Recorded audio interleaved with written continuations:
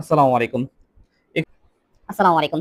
এখানে দেখো কি বলছে, the following information is available, অর্থাৎ এখানে দুইটা স্টক দেওয়া আছে এবং দুইটা স্টকে কি কি আছে সেটা দেওয়া আছে।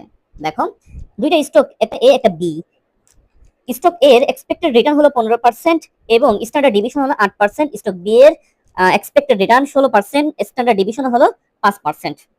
আচ্ছা, এখন কি দাঁড়াচ্ছে দেখো, এখানে বলছে কোএফিসিয়েন্ট অফ কোরিলেশন ইজ 0.50, এখানে লেখা আছে। এখন আমাদের করতে বলছে কোভেরিয়েন্স বিটুইন স্টক এ এবং B.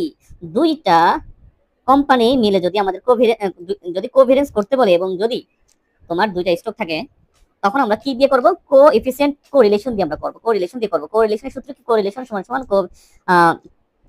Covariance A B standard A into standard B.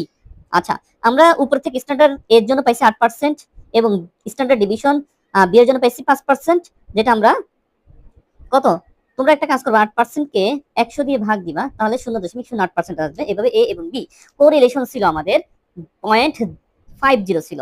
আচ্ছা, আমরা যদি ক্যালকুলেশন করি এবং আমরা কোভেরিয়েন্সটা পেয়ে যাব, তা এটা অবশ্যই তোমরা নিজেরাই ক্যালকুলেশন করে বুঝতে পারবে কিভাবে আসবে।